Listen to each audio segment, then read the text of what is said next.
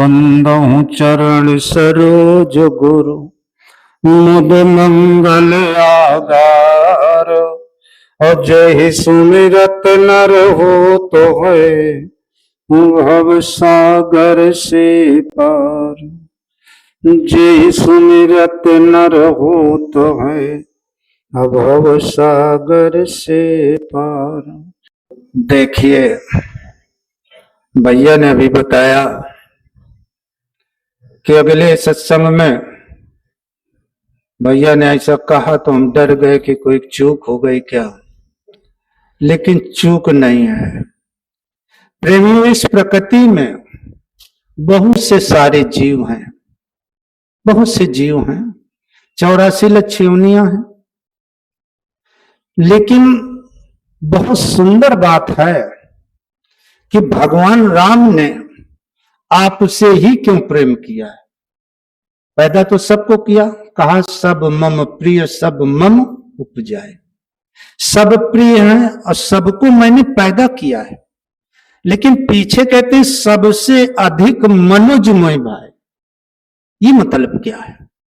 वो मतलब ये है प्रेमियों कि 84 लाख योनियों में जितने जीव हैं, इनके माता पिता हैं, बच्चे हैं, भाई बहन हैं, पत्नी हैं, है कि नहीं? सारे जीवों के हैं परिवार की नहीं? माता पिता हैं, भाई बहन हैं, पत्नी बच्चे हैं, ये सब कुछ है। लेकिन उनके गुरु नहीं है। मानते हो आप बात की नहीं? पशु और पक्षियों के पास गुरु नहीं है और आपके पास गुरु है। और गुरु का मतलब होता है ज्ञान। जैसे विवेक और ज्ञान में बहुत बड़ा अंतर है। हमारे भाई लोग कहते हैं बिन सत्संग विवेक न होई। विवेक का मतलब होता है अच्छा और बुरा की पहचान करना ही विवेक का मतलब। लेकिन ज्ञान जो होता है, एक ज्ञान वह जगत का होता है, संसार का ज्ञान होता है, और एक ज्ञान अंतर जगत का होता है। परमात्मा और भगवान संसार में मिलने वाला नहीं है। कहीं भी खोजो, तीर्थ में, मूर्त में, पानी में, पत्थरों में, कहीं भी खोजो, लेकिन भगवान संसार में मिलने वाला नहीं है। वह जगत में भगवान मिलने वाला नहीं है।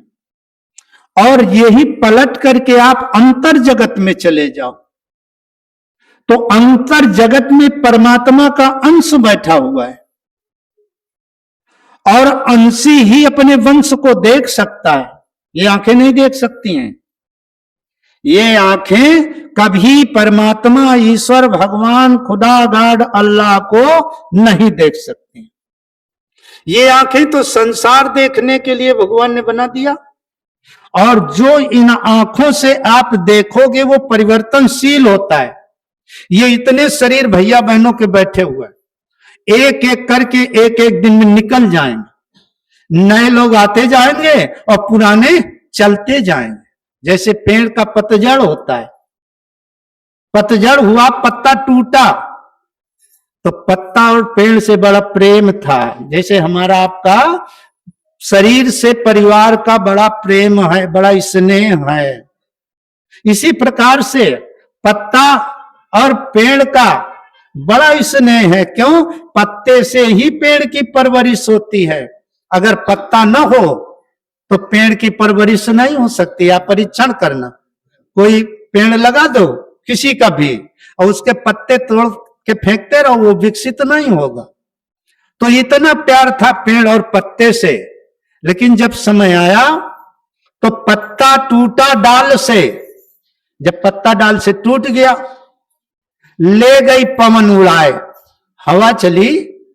अब आपकी आत्मा पवन के साथ जाती है। प्राण पखेरु, जो कहते हैं ना कि प्राण पखेरु उड़ गए। पखेरु का मतलब पक्षी होता है, लेकिन प्राण एक वायु है, एक हवा है। तो आत्मा कहते हैं पत्ता टूटा डाल से और ले गई पवन उड़ाए, फिर डाली पूछत पात से, अब कब मिली हवा है। अब वो डाली कहती भैया अब कब मिलोगे। तो पत्ता क्या सीधा जवाब देता है? पत्ता बोला डाल से, सुन लो मेरे मीत, अब बिछुरे से मिलते नहीं, याही जग की रीति। जो एक बार बिछुड़ जाता है वो दोबारा मिलन उसका नहीं होता है। तो प्रेमियों, तुम्हारे अंदर ज्ञान तत्व है, तुम्हारे दो ज्ञान हैं। उनके पास एक ज्ञान है, हित अनहित पस पक्षु जाना। केवल वो एक हित और अनहित जानते हैं। जैसे आप पक्षी की तरफ जो उड़ जाएगा, डरेगा कि हमको मार देगा, पकड़ लेगा। पशु को डंडा उठाओ, भगेगा, मारेगा। हित अनहित पस पक्षु जाना, और मानव तन गुण ज्ञान निधाना। आपके अंदर मनुष्य शरीर में दो ज्ञान है, एक लौकिक ज्ञान है और एक पारलौकिक ज्ञान है। लेकिन पारलौकिक ज्ञान सोया हुआ है, सोया था। लौकिक ज्ञान तो था, खेती करते थे, पढ़ाई करते थे, नौकरी करते थे, सब कुछ करते थे इस लौकिक ज्ञान से। लेकिन जो पारलौकिक ज्ञान है वो सोया था। लेकिन जब गुरु मिले तो गुरु ने एक ऐसी अजब जड़ी दिया, ऐसी अजब एक बटी दिया, दवा दिया, औषधि दिया, जिसको कहते हैं नाम दान। गुरु मंत्र अलग है और नामदान अलग है प्रेमियों। और बताया कि बच्चा ये सर्वोपरि दान है, ये नामदान सारे दानों से सर्वोपरि दान है। क्यों दान सर्वोपरि है? गुरु महाराज के शब्दों को आप अपने अंतर में विचार किया? कभी सुन लिया कि यह सर्वोपरि दान है, उत्तम दान है, महादान है।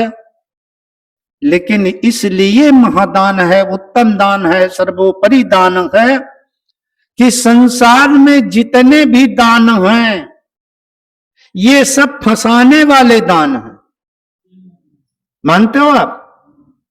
और मोटी भाषा में समझ लो, आपने दान किया, आपने कथा सुनी, आपने भागवत की कथा सुनी, आप गंगा स्नान किया, तो इसका पूर्ण बना।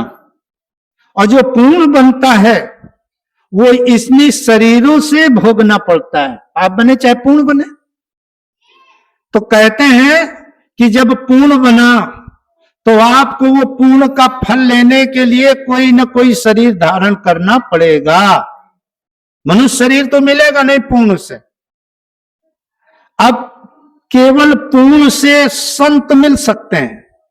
जैसे कहा ना कि पुण्य पुंज बिन मिले न संता, संत नहीं संता। आप लोगों के बड़े सुंदर भाग्य हैं। अरे आपके भाग्य को कुछ कहा नहीं जा सकता है, लेकिन हम लोग गूंगे हैं, गूंगे गूंगा हैं। आपके जैसे भाग्य देवी देवताओं के नहीं हैं। देवी देवता भी आपके भाग्य से छोटे हैं। पुण्य पुंज बिन मिलहि न संता, और सत संगति संसत करि अंता। जब कई जन्मों के पूर्ण संस्कार एकत्र हुए तब आपको संत मिले। और संत कैसे मिले? संत तो बहुत हमें भैया बता रहे थे, वैसे ये शब्द नहीं कहने चाहिए भैया, लेकिन बता दिया, अच्छा बताया, क्योंकि लोगों को बुरा लगता है। बात सही जो होती है, सच्ची बात अच्छी नहीं लगती, और अच्छी लगने वाली बात कभी सच्ची नहीं होती है। तो प्रेमियों, संत विशुद्ध मिले परिते ही, और राम कृपा कर चितमें जे ही। ये नगरी किसकी है? राम की नगरी है। अयोध्या ही नगरी राम की नहीं है। ये सारी नगरी, सारी सृष्टि ही राम की है। तो अब इस सृष्टि में जो फूल खिले हुए थे, जो पूर्ण से परिपक्व थे, तो भगवान राम ने उनको दिशा दे दिया विशुद्ध संतों की तरफ कि तुम चले जाओ। लेकिन दिशा तो मिली, वही दर्द देते हैं और वही दवा देते हैं। राम ही दर्द देते हैं और राम ही दवा देते हैं। राम ने आपको विशुद्ध संतों की तरफ मोड़ दिया, जाओ। राम कृपा बिन सुलभ ना, जब सत्संग की तरफ भेजा तो राम ने ही भेजा कि जाओ सत्संग सुनो जाके, और पीछे से माया लगा दिया कि अब तुम बेटा जाओ इसके पीछे और इसको घुमाते रहना। बड़ा अजब खेल रघुवीर का, ऐसे नहीं है, अजब खेल है रघुवीर का। कहते हैं राम की कृपा से बिन सत्संग विवेक ना हुई। अब बहुत अच्छी बात आई है, सत्संग में आप आए हो तो विवेक जग रहा है, हित और अनहित का बोध हो रहा है कि हमारा कहां हित है और कहां अनहित है। इस शरीरों की बात नहीं, शरीर कितने दिन के हैं, अरे साल 2 साल 10 साल 20 साल 25 50 साल 100 साल, और इसके बाद ये तो परिवर्तन होना ही होना है, एक दिन होगा परिवर्तन। लेकिन इसी परिवर्तन होने की वेला अंतर्गत तुम सत्संग में जाओ तो हित अनहित की पहचान कर लो, कहां से मेरा हित है और कहां से मेरा अनहित है। ऐसे जो ये जन्म मिला है, ऐसे भटके जन्म अनेक सज्जुग से, आज 28 सज्जुग 28 त्रेता 28 द्वापर बीत गए, 28वां कलयुग चल रहा है। कितने बार आप मनुष्य शरीर बने होंगे, कितनी बार आपको मनुष्य शरीर मिला होगा। तो महात्मा कहते हैं भटके जन्म अनेक कुगति भई मोरी, हर जन्म में कुगति ही कुगति होती चली गई। लेकिन आज जो ये अवसर समय मिल गया है तो उस कुगति से बचने के लिए सुगति, कुगति और सुगति, तो सुगति की तरफ विवेक जग जाए कि ये 3.5 हाथ किराए का मकान है, 3.5 हाथ किराए का मकान है, और जिस दिन सांसों की पूंजी समाप्त हो जाएगी वो मकान मालिक इस मकान से आपको निकाल देगा। कोई माई का लाल रोकने वाला नहीं, अगर रोकता भी है, भगवान कृष्ण को देखो, भगवान कृष्ण त्रिलोकीनाथ थे, 3 लोक के स्वामी थे, वो चाहते तो सब कुछ कर सकते थे, लेकिन नहीं कहा विधि का लिखा को मेट निहारा। जो विधि के विधान में है उसको कोई मेट नहीं सकता, और मेटेगा तो विधान खराब होगा। तो प्रेमियों महात्मा कहते हैं कि भटके जन्म अनेक कुगति भाई मोरी, बहुत कुगति हो गई। तब आप सत्संग मिला तो हित अनहित का बोध कर लो। नहीं, एक दिन जन्म से लेकर के और मृत्यु की सैया तक, जब से हमने होश संभाला तो पढ़ाई लिखाई, नौकरी, सर्विस, खेती, दुकान, यही सब धन कमाते रहे, मकान बनाते रहे, परिवार की परवरिश करते रहे, और एक दिन ऐसा आएगा कि ये सब छोड़ना पड़ेगा, सब छोड़ना पड़ेगा।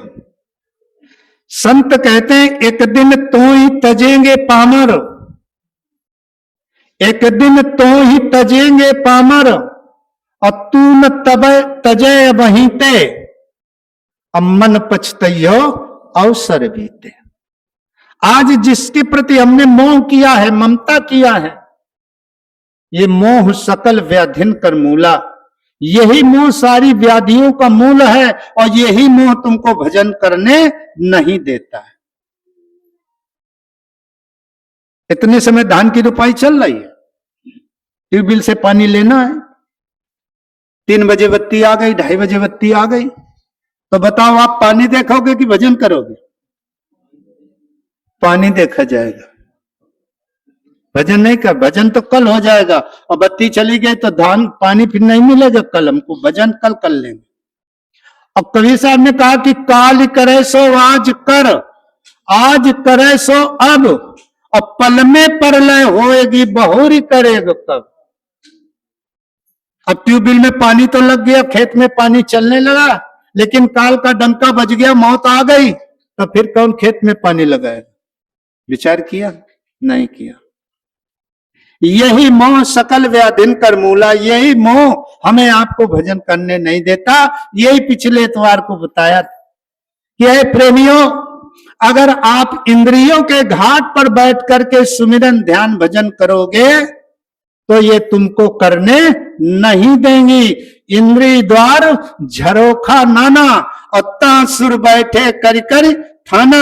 हर इंद्रियों के घाट पर देवता बैठे हुए हैं, और देवताओं को इंद्रिय सुरन न ज्ञान सोहाही, अब विषय भोग पर प्रीति सदाही।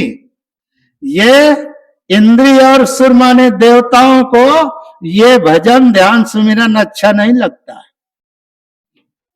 कतई नहीं करने देंगे। आवत देखें, क्यों? बात बड़ी कड़वी है लेकिन सत्य है। आप इतिहास पढ़ते हो, आप जानते हो, रामायण गीता और भागवत में सुनते हो इंद्र कैसे देवता थे, मालूम है ना सबको? इंद्र कैसे देवता थे? प्रेमियों, आज रावण के पुतले घर घर जलाए जाते हैं। अभी देखो आ रहा है ना वो दीपावली, करवा चौथ का कब होता है वो रावण वध? दशहरा को होता है। दशहरा आ रहा है कौन वाला भी। त्रेता में एक रावण लंका में भगवान राम ने रावण का वध किया था। त्रेता कुछ बीता, पूरा द्वापर बीत गया, और कलयुग 5,500 वर्ष बीत गया। आज घर घर दरवाजे दरवाजे रावण के पुतले जलाए जाते हैं। क्यों? रावण ने क्या किया था? एक गंदा घिनौना काम किया था लोगों की दृष्टि में। क्या किया था कि मां जगत जननी जानकी का हरण कर ले गया, यानी पर नारी का हरण कर लिया, पर स्त्री का हरण कर लिया। तो भगवान राम ने उसको मृत्यु दंड की सजा, रावण को ही नहीं पूरे खानदान पूरे परिवार का सफाया कर दिया भगवान राम ने। यही तो बात है। रावण का इतना ही तो अपराध था कि सीता जी का हरण कर ले गया, तो भगवान राम ने रावण का वध किया और कुल समेत नष्ट कर दिया। अब हमने तो देखा नहीं, लेकिन सुनते हैं, कहते हैं 1 लाख पुत्र थे, 1.25 लाख नाती थे। भाई सुनते हैं, मानते नहीं, सुनते हैं। तो ये सब विनाश हो गए, मर गए, सब मार डाले गए। अब आप थोड़ा विवेक से विचार करिए। अगर रावण कुबुद्धि से सीता जी का हरण करता, कुदृष्टि से सीता जी का हरण करता, उनको अपनी पत्नी बनाने के लिए हरण करता, तो अशोक वाटिका न ले जाता, वो सीधे अपने महल ले जाता। अशोक वाटिका में नारी रक्षकों के बीच में रखा सीता जी को। वहां कोई पुरुष रक्षक नहीं था, सब स्त्रियां रक्षक थीं। तो रावण के पुतले जलाए जाते हैं। और इंद्र ने क्या किया मालूम है सबको, कहने की जरूरत नहीं, सबको मालूम है।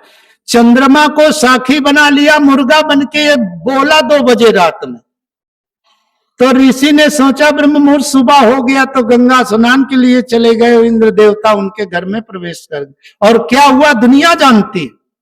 आज इंद्र की पूजा हो रही है, इंद्र की पूजा हो रही, चंद्रमा की पूजा हो रही।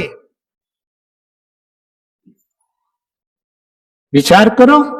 तो इंद्रिय सुरन न ज्ञान सोहाही, और विषय भोग पर प्रीति सदाही। तो प्रेमियों, अगर इंद्रियों के घाट पर बैठ करके सुमिरन करोगे, कभी नहीं कर सकते हो। इंद्री के घाट पर बैठ करके अगर ध्यान करोगे, कभी नहीं कर सकते। 40 साल हो गया, 20 साल हो गया, 25 साल हो गया, 70 साल के लोग सीना ठोंक रहे हैं, हम 70 साल के नामदानी हैं, लेकिन 70 साल में 7 कदम नहीं चल पाए हैं। 7 कदम नहीं चल पाए, क्यों? इंद्रियों के घाट पर बैठ के करोगे तो ये कुछ हासिल होने वाला नहीं। अब महात्मा कहते हैं ये 6 चक्र देवताओं के छोड़ो और अज्ञा चक्र में तीसरे तिल पर पहुंचो, जहां गुरु पद है, जहां गुरु का घाट है। स्वामी जी महाराज हमेशा कहा करते थे कि बच्चा घाट पर आ जाओ, मैं तुम्हारी मदद कर दूंगा। तो घाट कहां है? दोनों आंखों के मध्य में। और हम भैया बहन घाट पे कभी पहुंच पाते हैं? अरे अमावस अभी पीछे मंगलवार को थी, जब गंगा घाट में गए तभी तो गंगा स्नान किया, और चौडगरा के इधर खड़े रहते तो गंगा जी मिल जाती। गुरु महाराज तो आज भी बैठे हुए हैं, कहते आओ मैं तुम्हारा इंतजार कर रहा हूं। लेकिन ये मन इंद्रियों के घाट पर आया और इंद्रियों से इसने इतनी दोस्ती कर लिया। पहले मन और ये सूरत आत्मा एक साथ रहते थे, एक साथ रहते थे। कब? जब शुरू में नीचे उतर के आए थे। जब उतर के आए थे तो सतयुग में कहा गया कि सतयुग योगी, मन योगी था। मन योगी बनता है, जब मन योगी हो जाता है तभी शरीर योगी बनता है, और अगर मन भोगी है तो तन भी भोगी हो जाता है। मन के हारे हार है, मन के जीते जीत। अगर मन को मार लिया, मन को बस में कर लिया, तब हो जाएगा, नहीं तो होने वाला। तो सतयुग योगी, सतयुग में मन और सूरत आत्मा एक साथ रहते थे, तब योगी थे, कोई भोग नहीं था। त्रेता में कुछ नॉर्मल हुआ, द्वापर में और कुछ हुआ, और कलयुग में पूर्ण रूप से इंद्रियों के घाट पे बैठ गया। अब वो आत्मा के पास नहीं जा रहा, आत्मा दुखी है, आत्मा बुला रही है, आओ भैया आओ। आपको बताते हैं ना, कई बार बताया, आत्मा कहती है, हमेशा कहती है, मन को आवाज देती है कि आओ मेरे पास में, रम जाओ आके। रम माने रुक जाओ, कहन हुई रमे, रमने का मतलब रुकना, ठहरना, बैठना, कुछ भी मन। सूरत कहती है कि रम जा रे भैया, और दो नैनन के बीच मुसाफिर, रम जा रे भैया। ए मन, दोनों आंखों के बीच में तिल परमाने लगे कपाटा, और जीव पाओ सतगुरु की बाटा। जो सतगुरु ने आपको रास्ता बताया है, जब तिल प्रमाण पे पहुंचोगे, तिल पे पहुंचोगे, मन तिल पे ठहरेगा, तभी सतगुरु का बताया हुआ रास्ता आपको मिलेगा। और ऐसे मिलने वाला नहीं, ऐसे चाहे 50 जन्म एक बारगी आपको मिलते चले जाएं, लेकिन आप कुछ नहीं कर सकते हो। पक्की बात आप अपनी डायरियों में लिख लो। और ये भी है कि कोई माई का लाल बगैर किए तुमको देने वाला नहीं है। लोग कहते हैं ना, तुम करोगे नहीं कोई दे देगा, कोई नहीं देगा। और धोखा भी न सुना कि हम ये कर देंगे तो हमको ये मिल जाएगा, वो में कुछ नहीं मिलेगा। गुरु महाराज के अकाट शब्द थे कि बच्चा करोगे तो निकल जाओगे, नहीं तो फंस जाओ। गुरु महाराज ने कोई फसेड़ा नहीं फंसाया है, सीधी और सच्ची बात बताते थे।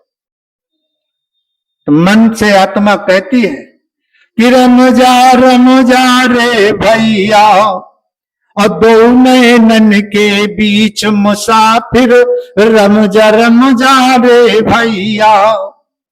अरे कोठा ऊपर कोठरी की जा चढ़ बैठी मोर। कोठा के ऊपर कोठरी है ना। पहले एक गुप्त कोठरिया बनाई जाती रहे, है ना, चोर बहुत लग रहा है, तो गुप्त कोठरिया बनाई जाती रहे। तो वो गुप्त कोठरी है, कोठा ऊपर कोठरी की जा चढ़ बैठी मोर। अरे मोर सो रहो कुछो नहीं, वो कोठरिया में कुछ शोर और नहीं है। और इस कोठे में अरे घुसे महल मां चोर, महल सब लुट गए भैया, महल सब लुट गए भैया। दो नैनन के बीच मुसाफिर रम जा रे भैया। गुरु महाराज ने क्या बताया आपको? दोनों आंखों के मध्य में टिकने को बताया कि नहीं बताया? क्यों भाई साहब? अशोक भैया आपको विश्व विख्यात कर रहे हैं अशोक भैया के नाम से। लोग अब पूछते हैं कि अशोक भैया कौन, आप उनको ज्यादा चाहते हो। हर बात में अशोक भैया का नाम आता है, भोला भैया का नाम आता है। तो प्रेमियों, गुरु महाराज कहते हैं दोनों आंखों के पीछे, पीछे का मतलब कनपट्टी में नहीं, दोनों आंखों के पीछे का मतलब दोनों आंखों के बीच में। यहां एक कोठा, ये कोठा, इसके ऊपर एक कोठरी, अब मोर बोल रही है। लेकिन फिर महात्मा कहते हैं मोर सोर हूं कुछो नहीं, अरे घुसे महल में चोर। 5 चोर घुसे हुए कि नहीं? 5 चोर घुसे हुए और दिन रात ये अपना काम कर रहे हैं। आज इतने भैया बहन हो, गुरु महाराज क्या कहते थे?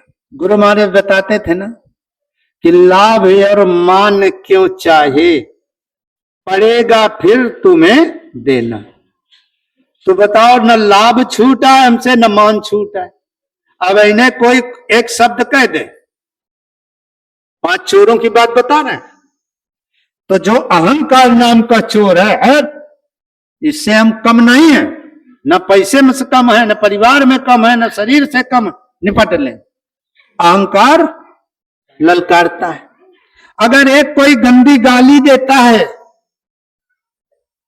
तो अहंकार कहता है तुरंत ईंट का जवाब पत्थर से दो। लेकिन महात्मा क्या कहते हैं? नहीं, ईंट का जवाब पत्थर से मत दो। अगर गाली आ रही है, गाली आवत एक है और उल्टी हुए अनेक। एक गाली उसने दिया और तुमने पलट दिया तो अनेक हो गए। और कबीर साहब कहते हैं गाली आवत एक है और उल्टी हुए अनेक, और कहे कबीर मत उल्टिए एक ही की है एक। अगर तुम उल्टाओ तो 2 भाई, फिर वह कहे तो 4, 10, 25, फिर के बाद भटाभट काम शुरू होगा। तो प्रेमियों, ये काम, क्रोध, लोभ, मोह और अहंकार, ये 5 शत्रु हैं।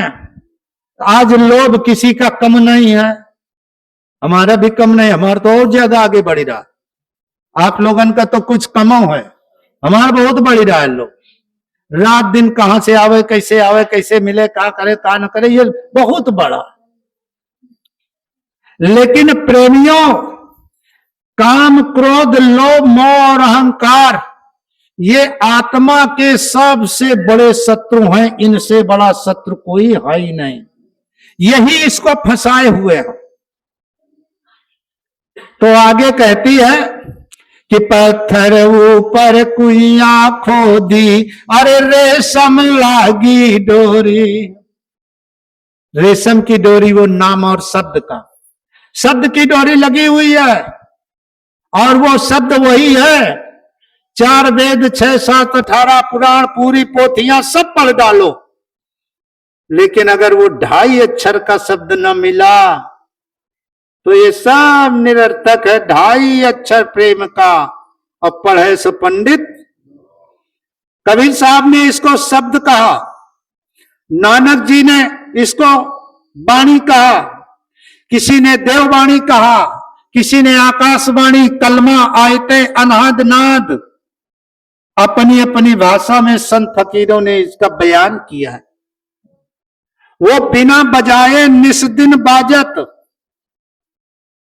प्रेमियों, वो आवाज, वो नाम, वो शब्द बिना बजाए इस मनुष्य शरीर में, इस मनुष्य मंदिर में, इस जिस्मानी मस्जिद में वो कलमा आ रहा है, वो शब्द आ रहा है।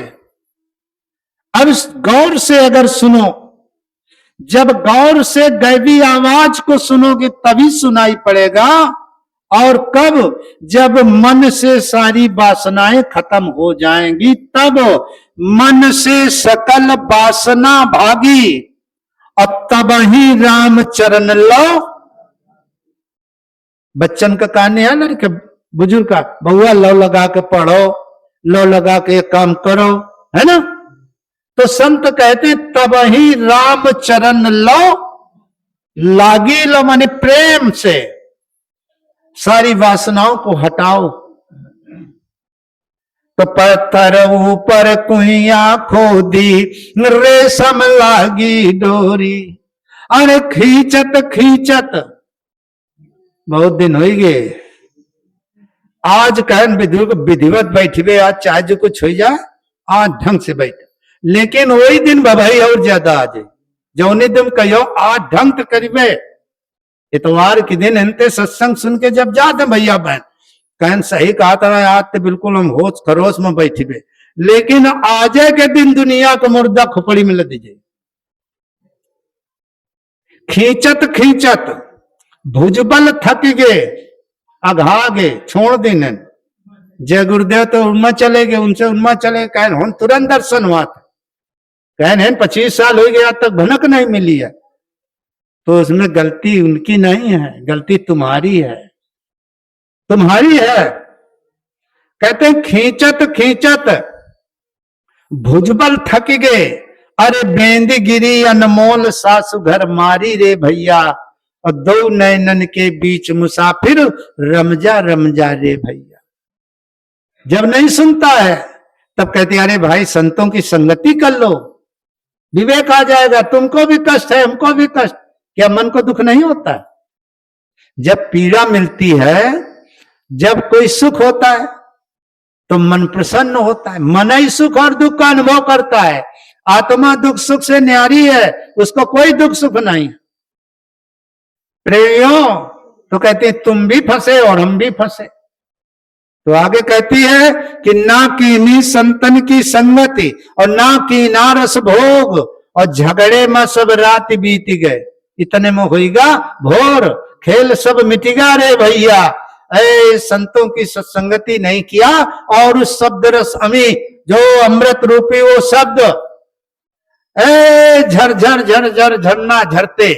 गुरु महाराज सत्संग में कहते थे, हुजूर महाराज भी कहा करते कि झर झर झर, जहां झरना झरते और सुरते पिए अघाई रे, इतना अघा अघा के वो अमृत पान करती थी। आज प्रेमियों समय आपका कहां चला गया? कहां चला गया वो समय जहां अमृत पान करते थे और निरंतर 24 घंटे। अभी हमारे भैया ने प्रार्थना बताई थी, कोटिन सूरज, करोड़ों सूर्य, करोड़ों चंद्रमा, अग्नि तारे, इतना बड़ा प्रकाश वहां है। शब्द अमीरस पियाई निरंतर। आपकी ये आत्माएं जो शरीर पर बैठी वो शब्द रमैया निरंतर पान करती थी, लेकिन संग पड़ गया, छूट गया। तो उन्होंने कहा कि ना कीनी संतन की संगति और ना कीना रस भोग, और झगड़े में सब रात बीत गई, इतने में होगा भोर, खेल सब मिटेगा रे भैया, और दो नैनन के बीच मुसाफिर रमजा रमजा रे भैया।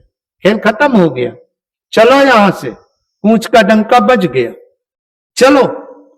अब गुरु क्या करते हैं?